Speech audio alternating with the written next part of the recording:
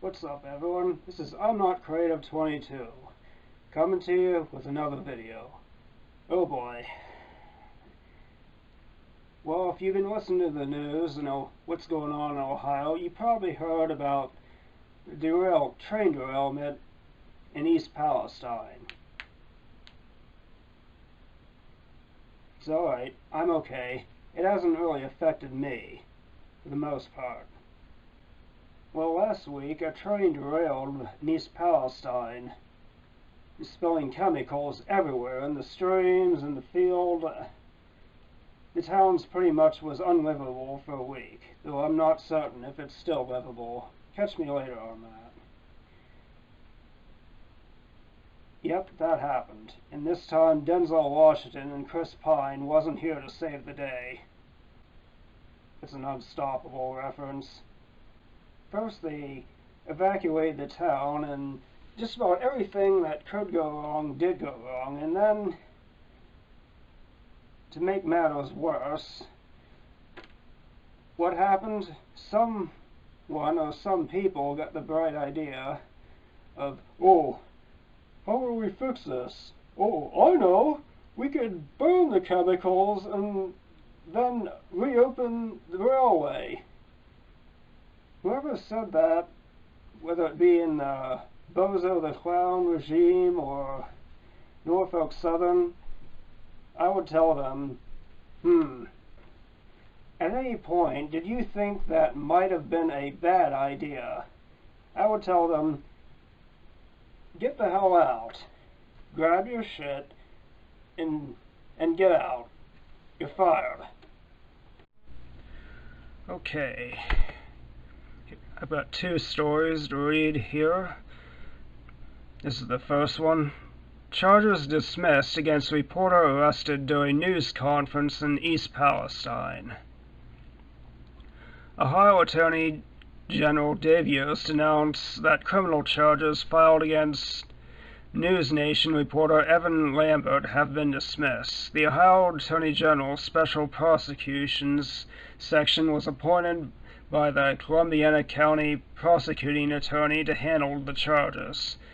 My office has reviewed the relevant video and the documentary evidence and is dismissing the charges against Evan Lambert as unsupported by sufficient evidence. While journalists could conceivably be subject to criminal charges by trespassing in some situations, this incident is not one of them. The reporter was lawfully present at the press conference called by the governor of the state. His conduct was consistent with the purpose of the event and his role as a reporter. Yost added that tensions were running high in the days following the derailment and that local officials appeared to be following the lead of the National Guard. Regardless of the intent, arresting a journalist reporting at a press conference is a serious matter, Yost said. Ohio protects a free press under its Constitution, and state officials should remember to exercise a heightened level of restraint in using arrest powers. Lambert was charged with resisting arrest, a second-degree misdemeanor, and criminal trespass, a fourth-degree misdemeanor.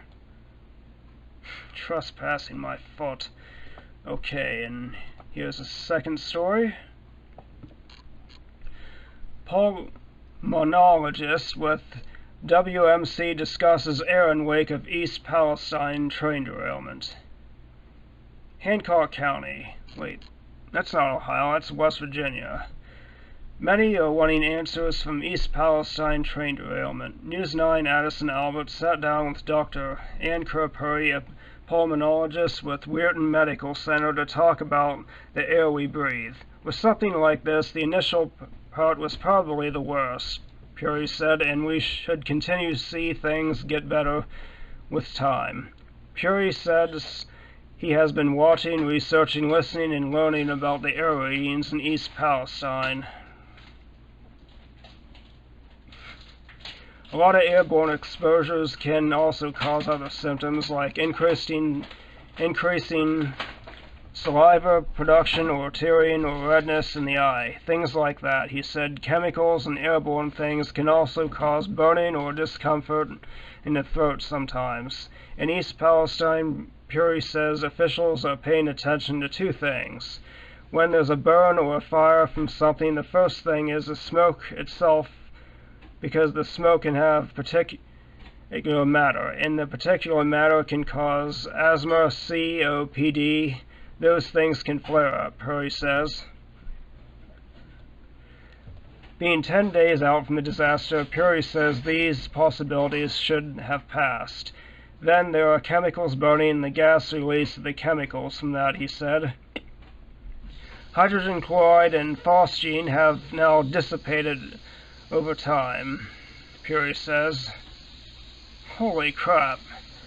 It's not something we don't want to mess around with. Phosgene was used to make chemical weapons during World War I.